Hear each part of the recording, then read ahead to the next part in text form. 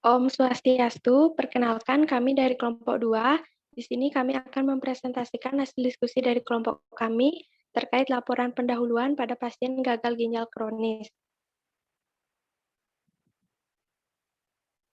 Adapun nama anggota dari kelompok kami, yang pertama Nikomang Andira Deswita Puspitasari, yang kedua Nikomang Lioria Diningrum, yang ketiga Nilo Ayu Adiningsih, yang keempat Nimade Anggi Sugiani Budari, yang kelima Nimade Hardianti Aprilia Putri, yang keenam Nimade Rina Anggreni Julianti, yang ketujuh Nimade Widya Anggreni, yang kedelapan Niputu Novita Ginardiah Wintang, yang kesembilan Niputu Priska Sukmayanti, yang ke-10 Putu Yarsana Nilai Wirasatria, dan yang terakhir Sevita Yunianti. Baik, materi akan disampaikan oleh teman saya. Baik, yang pertama ada konsep teori gagal ginjal kronis. Yang pertama ada definisi.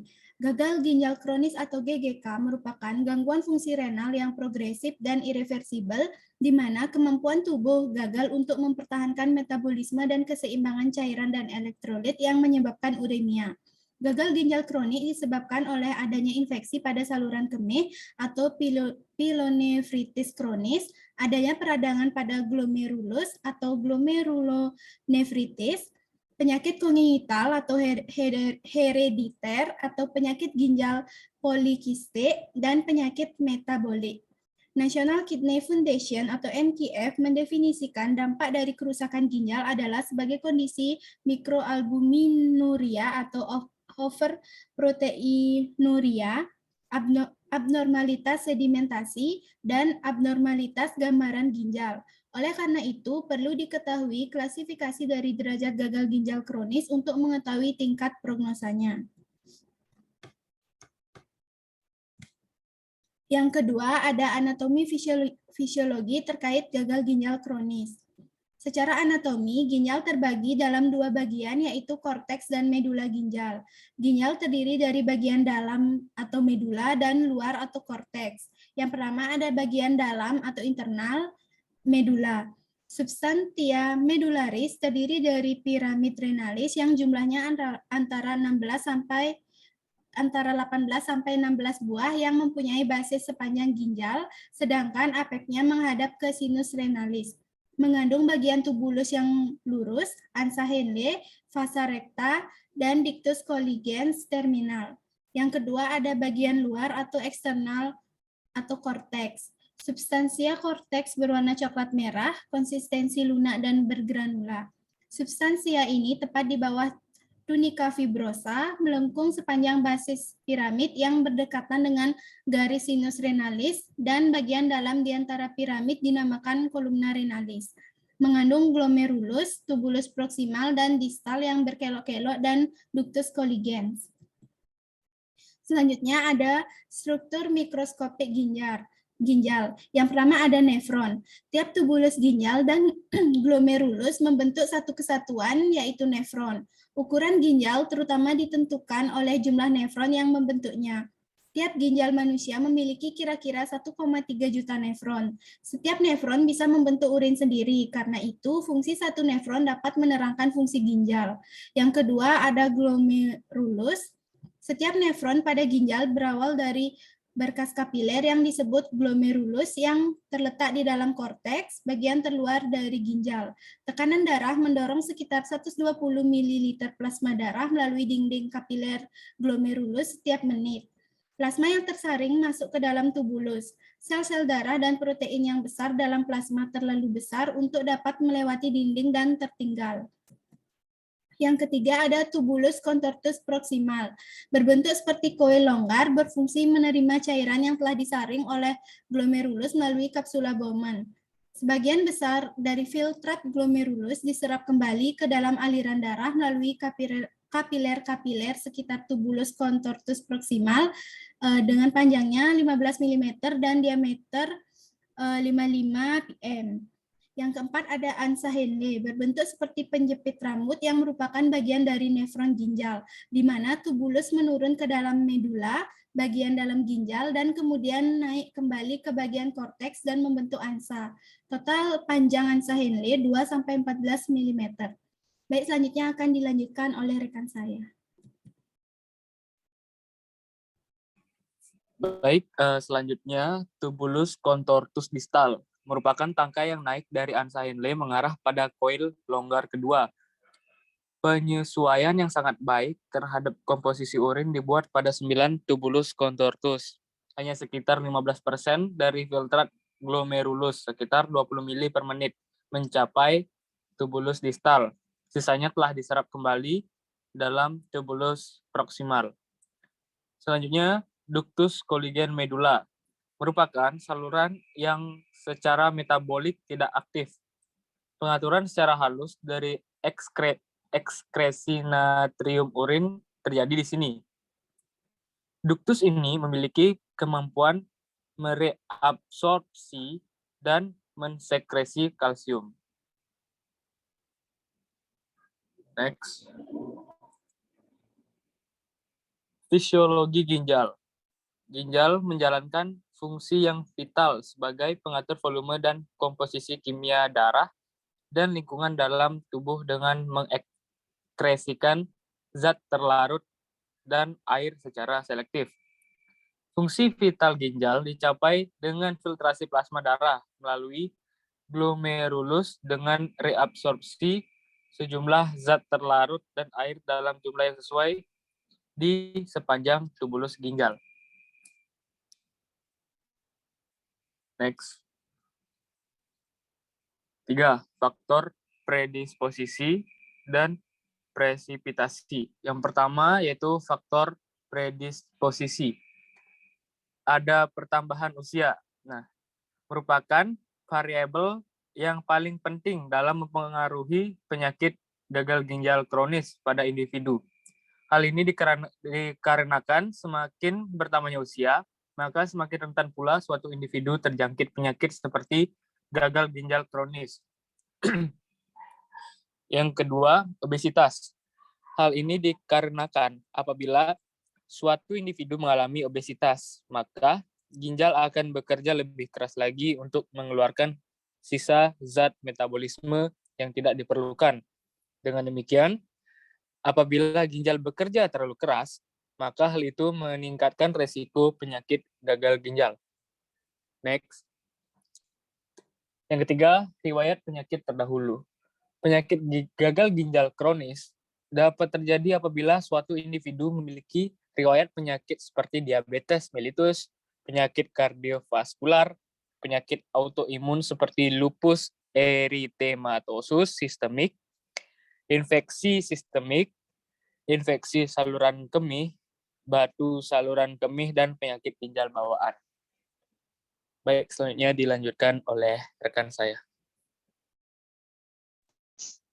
Baik, faktor presipitasi. Yang pertama ada aktivitas fisik. Aktivitas fisik dengan intensi tinggi dapat menimbulkan risiko pecahnya otot rangka sehingga komponen otot masuk ke dalam aliran darah. Cara inilah yang kemudian menyebabkan komplikasi sehingga menyebabkan kegagalan ginjal kronis. Keracunan obat. Mengkonsumsi obat-obatan yang tidak sesuai anjuran dokter dan bahkan mengkonsumsi secara berlebihan maka dapat menyebabkan keracunan. Keracunan obat inilah yang nantinya dapat merusak fungsi ginjal sehingga meningkatkan risiko timbulnya penyakit gagal ginjal kronis.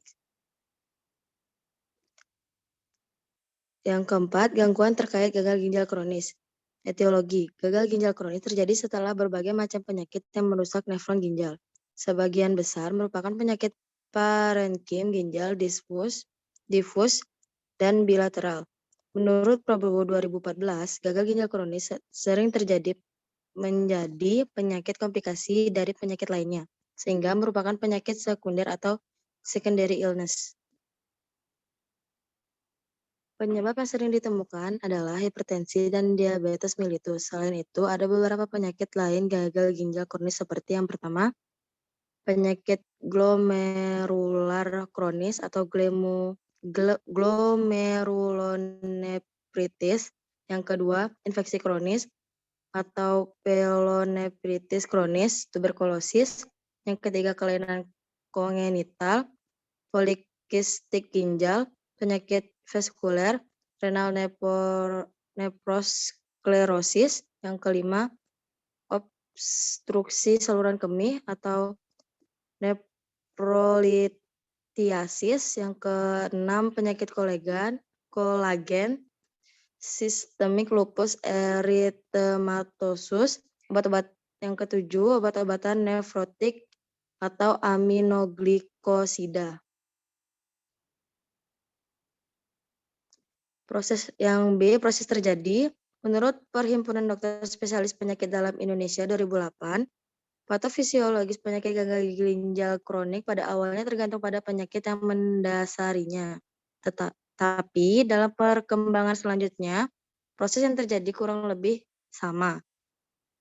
Kondisi gagal ginjal disebabkan oleh 3 faktor pemicu, yaitu prerenal, renal, dan postrenal.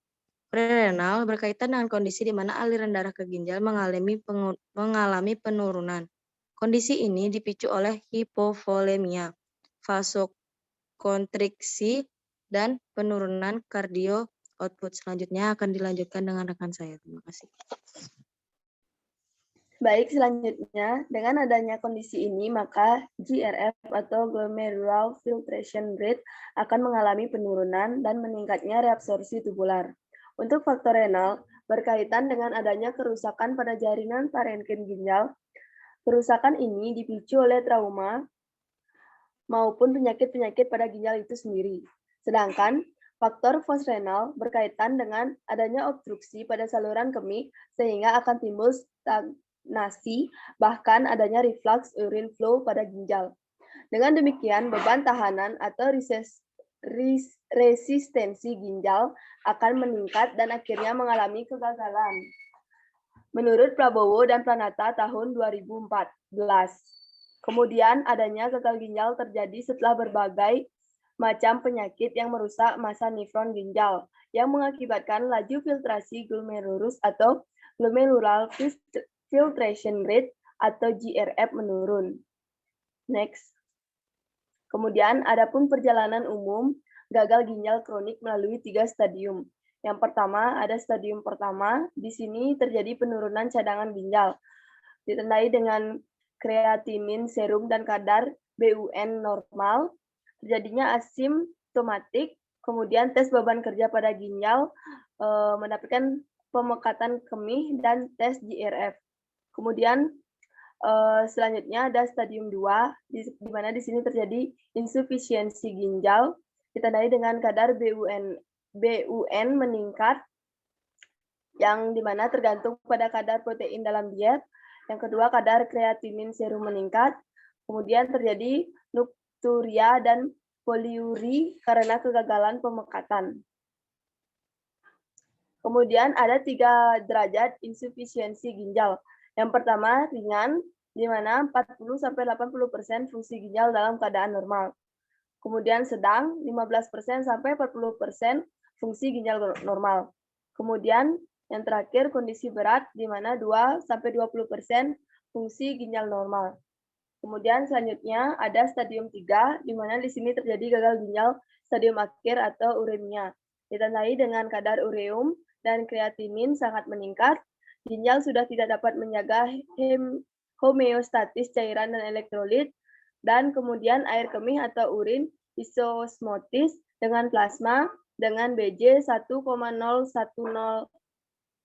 sekian. Next. Kemudian ada manifestasi klinis. Adapun manifestasi klinis pada pasien gagal ginjal kronis menurut Suryono pada tahun 2001 dalam Nuari dan Widayati tahun 2017 adalah sebagai berikut. Yang pertama, ada gangguan kardiovaskuler di mana terjadi hipertensi, nyeri dada, dan sesak nafas akibat perikarditis, efusi persikardi, dan gagal jantung akibat penimbunan cairan. Kemudian terjadi gangguan irama jantung dan edema. Kemudian yang kedua ada gangguan pulmonal, di mana di sini terjadi nafas dangkal, kusmaul, batuk dengan sputum kental, dan riak suara crackles. Kemudian yang ketiga ada gangguan gastrointestinal, di mana di sini terjadi anoreksia, nausea, dan fortinus yang berhubungan dengan metabolisme protein dalam usus, pendarahan pada saluran gastrointestinal, ulserasi, dan pendarahan mulut, serta nafas bau amonia. Dilanjutkan dengan rekan saya. Baik, selanjutnya yang keempat ada gangguan muskuloskeletal, Restless leg syndrome atau pegal pada kakinya sehingga selalu digerakkan, burning feet syndrome atau rasa kesemutan dan terbakar terutama di telapak kaki, tremor, myopati atau kelemahan dan hipertrofi otot-otot ekstremitas. Yang kelima ada gangguan integumen, di mana kulit berwarna pucat akibat anemia dan kekuning-kuningan akibat penimbunan urokom, gatal-gatal akibat toksik, kuku tipis dan rapuh. Dan yang keenam gangguan endokrin, di mana gangguan seksual, libido, fertilitas dan ereksi menurun, gangguan menstruasi dan aminore, gangguan metabolik glukosa, gangguan metabolik lemak, dan vitamin D. Yang ketujuh ada gangguan cairan dan elektrolit dan keseimbangan asam basa. Biasanya retensi garam dan air, tetapi dapat juga terjadi kehilangan natrium dan dehidrasi, asidosis, hiperkalemis, hipomagnesemia, hipokalsemia. Yang ke-8 ada sistem hematologi, di mana anemia yang disebabkan karena berkurangnya produksi eritropoietin sehingga rangsangan eritropoiesis pada sumsum tulang berkurang. Hemolisis akibat berkurangnya masa hidup ertosit. Dalam suasana uremia toksik dapat juga terjadi gangguan fungsi trombosis dan trombositopen. Yang selanjutnya komplikasi. Komplikasi yang dapat ditimbulkan oleh gagal ginjal kronik, yang pertama ada penyakit tulang, penurunan kadar kalsium atau hipokalsemia secara langsung akan mengakibatkan dekalsifikasi matriks tulang, sehingga tulang akan menjadi rapuh atau osteoporosis, dan jika berlangsung lama akan menyebabkan fraktur patologis. Yang kedua ada penyakit kardiovaskuler, di mana ginjal sebagai kontrol sirkulasi sistemik akan berdampak secara sistemik berupa hipertensi, kelainan lipid,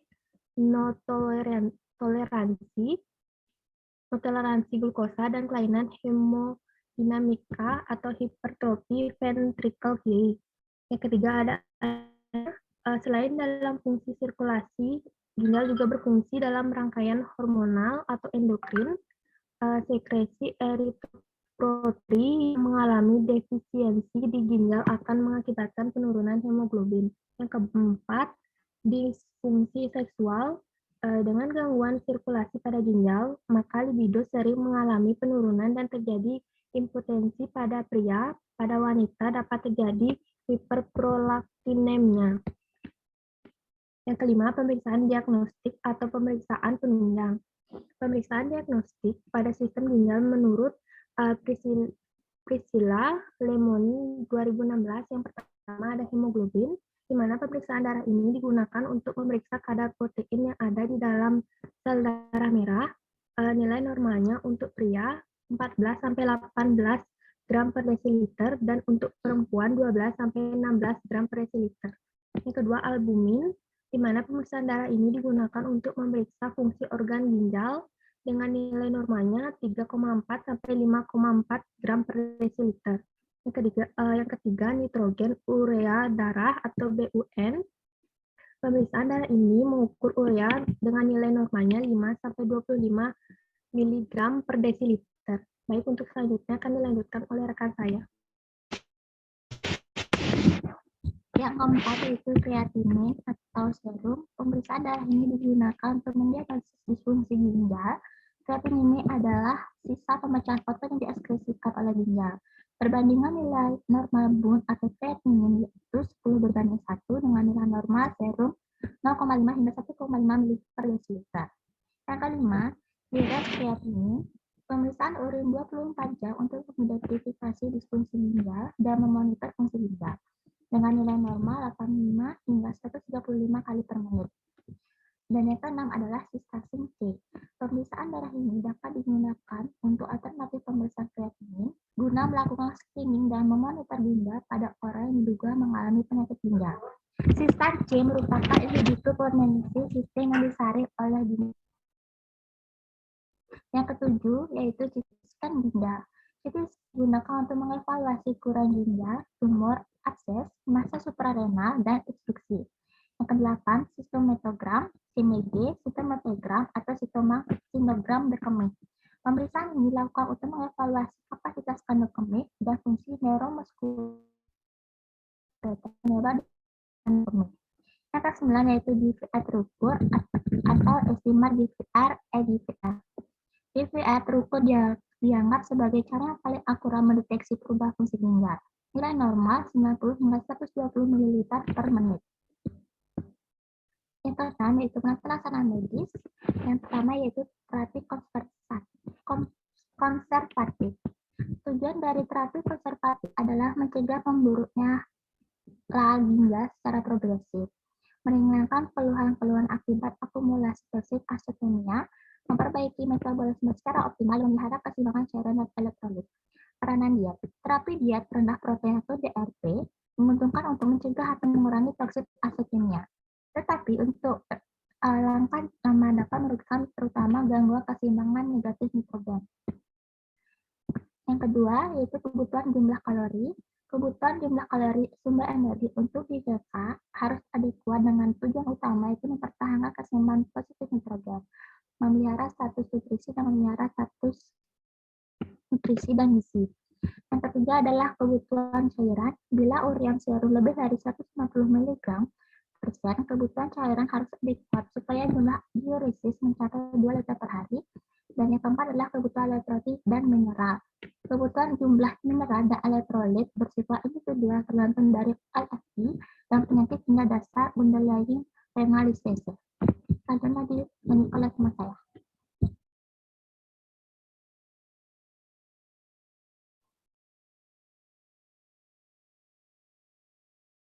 Baik, yang kedua terapi simptomatik. Yang pertama asidosis metabolik. Asidosis metabolik harus dikoreksi karena meningkatkan serum kalium atau hiperkalemia. Untuk mencegah dan mengobati asidosis metabolik dapat diberikan suplemen alkali. Terapi alkali atau sodium bikarbonat harus segera diberikan secara intravena bila pH kurang dari 7,35 atau serum bikarbonat kurang dari 20 mEq/L. Yang kedua ada anemia. Transfusi darah, misalnya paket red cell atau PRC, merupakan salah satu pilihan terapi alternatif, murah dan efektif. Terapi pemberian transfusi darah harus hati-hati karena dapat menyebabkan kematian mendadak. Next. Kemudian keluhan gastrointestinal, anoreksia, cekukan, mual, dan muntah merupakan keluhan yang sering dijumpai pada GGK. Keluhan gastrointestinal ini merupakan keluhan utama atau serious complaint dari GGK. Keluhan gastrointestinal yang lain adalah ulcerasi mukosa mulai dari mulut sampai anus. Tindakan yang harus dilakukan yaitu program terapi dialisis adekuat dan obat-obatan simptomatik. Selanjutnya yaitu kelainan kulit. Tindakan yang diberikan harus tergantung dengan jenis keluhan kulit. Kemudian ada kelainan neuromuskular. Beberapa terapi pilihan yang dapat dilakukan yaitu terapi hemodialisis reguler yang adekuat, medikamentosa atau operasi subtotal paratiroidektomi. Kemudian ada hipertensi, pemberian obat-obatan antihipertensi. Kemudian kelainan sistem kardiovaskular. Tindakan yang diberikan tergantung dari kelainan kardiovaskular yang diderita. Next. Ketiga, terapi pengganti ginjal. Dilakukan pada penyakit ginjal kronik stadium 5 yaitu pada LFG kurang dari 15 menit per menit. Terapi tersebut dapat berupa hemodialisis, dialisis peritoneal, dan transplantasi ginjal. Yang pertama ada hemodialisis. Tindakan terapi dialisis tidak boleh terlambat untuk mencegah gejala toksik azotemia dan malnutrisi. Tetapi terapi dialisis tidak boleh terlalu cepat pada pasien GGK yang belum tahap akhir, di mana akan memperburuk faal ginjal atau LFG. Secara khusus, indikasi HD adalah yang pertama pasien yang membutuhkan kondisi hemodialisa adalah pasien GGK dan GGA untuk sementara sampai fungsi ginjalnya pulih. Next. Yang kedua, pasien tersebut dinyatakan memerlukan hemodialisa apabila terdapat indikasi yang pertama hiperkalemia kurang dari 17 mg per liter, kemudian asidosis metabolik dengan pH darah kurang dari 7,2, kegagalan terapi konservatif, kadar ureum lebih dari 200 mg persen dan keadaan gawat pasien uremia, asidus metabolik berat, hiperkalemia, perikarditis, efusi, edema paru ringan atau berat, atau keratinin tinggi dalam darah dengan nilai keratinin 100 mg%.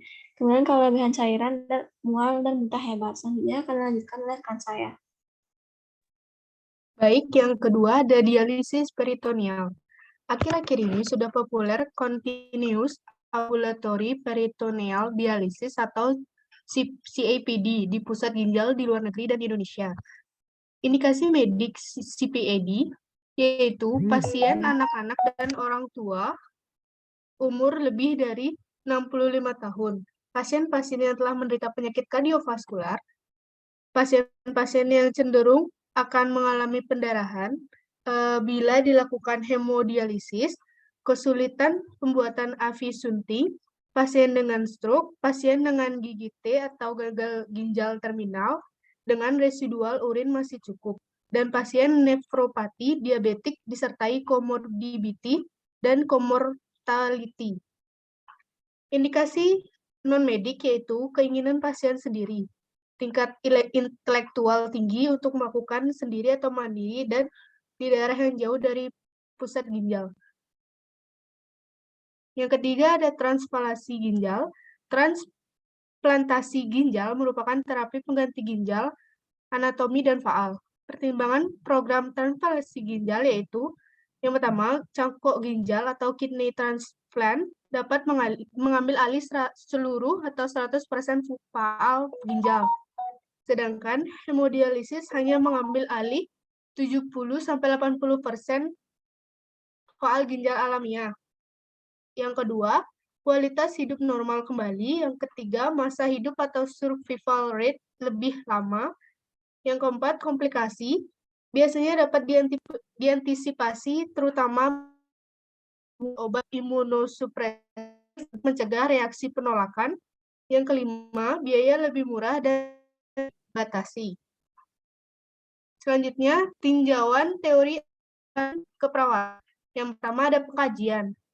Pengkajian adalah awal dari proses keperawatan dan merupakan proses yang sistematis dalam pengumpulan data dari berbagai sumber data untuk mengevaluasi dan mengidentifikasi status kesehatan pasien menurut Layer et al. Tahun 1996 dalam studi 2012. Selanjutnya, DS pasien, ada ortopnea, dyspnea, paroxysmal nocturnal dyspnea atau PND. Kemudian data objektifnya ada edema anarska dan atau edema perifer, jugular venous pressure atau GVP dan atau central venous pressure atau CVP. Terdengar suara tambahan, kadar HB atau HT turun, dan oliguria dengan masalahnya yaitu hipervolemia. Yang kedua ada DO-nya, kerusakan jaringan dan atau lapisan kulit. Dengan masalahnya gangguan integritas kulit. Kemudian yang terakhir ada masalahnya yaitu risiko infeksi. Baik, selanjutnya dilanjutkan oleh rekan saya. Baik, selanjutnya yaitu ada diagnosa keperawatan.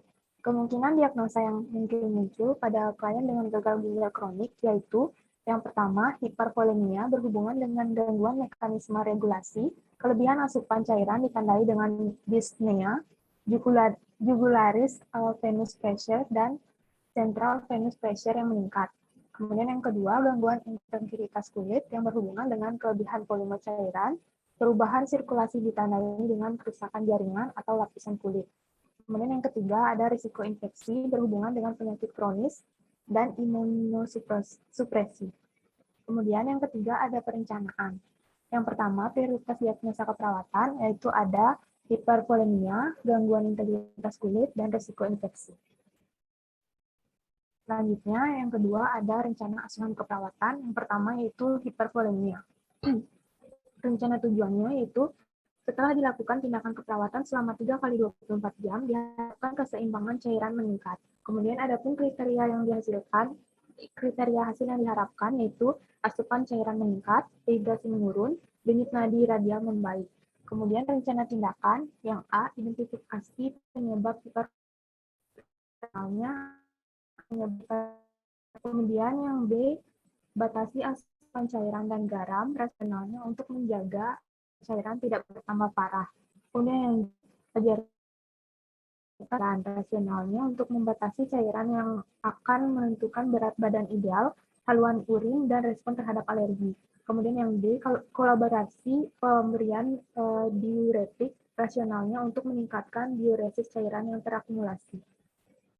Kemudian yang kedua, ada gangguan integritas kulit. Rencana tujuannya setelah dilakukan tindakan keperawatan selama 3x24 jam, diharapkan integritas kulit dan jaringan meningkat.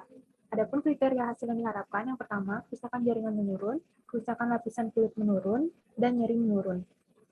Selanjutnya ada rencana tindakan, yang A, identifikasi penyebab gangguan integritas kulit, rasionalnya untuk mengetahui penyebab kerusakan pada kulit. Yang B, hindari produk berbahan dasar alkohol pada kulit kering, rasionalnya untuk menghindari efek samping alkohol. Yang C, anjurkan menggunakan pelembab, rasionalnya untuk menjaga pH dan kelembaban pada lapisan kulit. Dan yang D, anjurkan mandi dan menggunakan sabun secukupnya, rasionalnya untuk menjaga pasien. Next. Yang ketiga, ada risiko infeksi. Adapun rencana tujuannya itu setelah dilakukan tindakan keperawatan selama 3x24 jam, diharapkan tingkat infeksi menurun. Adapun kriteria hasil yang diharapkan yaitu keluhan nyeri menurun, demam menurun, dan kadar sel darah putih membaik. Kemudian yang ketiga, rencana tindakan. Adapun yang pertama, identifikasi riwayat kesehatan dan riwayat alergi, rasionalnya untuk mengetahui status kesehatan dan alergi pasien guna menghindari terjadinya infeksi. Yang B, monitor tanda dan gejala infeksi lokal dan sistemik, rasionalnya untuk mengetahui penyebab infeksi. Yang C, anjurkan meningkatkan asupan rasionalnya untuk menjaga keseimbangan elektrolit. Dan yang D, kolaborasi pemberian imunisasi, rasionalnya untuk menjaga kelembaban terhadap infeksi. Baik, selanjutnya akan dilanjutkan oleh rekan saya.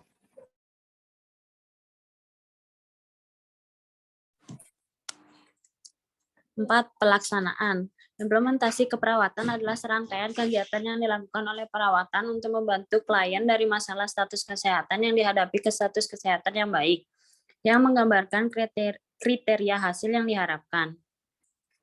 Yang kelima, evaluasi. Evaluasi merupakan tahapan yang digunakan untuk menilai respon klien terhadap tindakan keperawatan yang telah diberikan. Evaluasi terbagi dari dua jenis, yaitu evaluasi formatif dan evaluasi sumatif. Evaluasi formatif berfokus pada aktivitas proses keperawatan dan hasil dari tindakan keperawatan. Dilakukan segera setelah selesai memberikan tindakan keperawatan kepada klien. Sedangkan evaluasi sumatif adalah penilaian respon klien terhadap tindakan keperawatan setelah dilakukan segala proses tindakan keperawatan. Dilakukan setiap hari dan meliputi 4 komponen yang dikenal dengan istilah SOAP,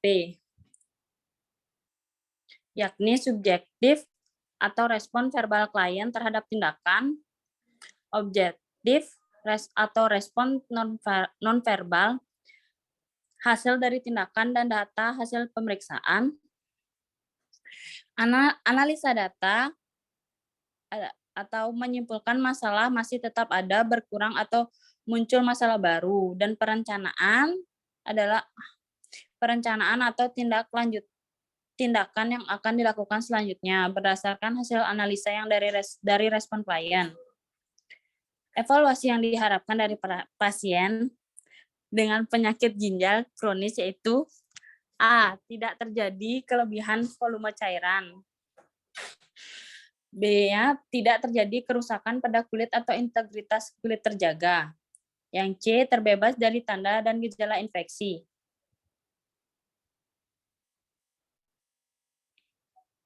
Baik, selanjutnya adapun WOC dari gagal ginjal kronis.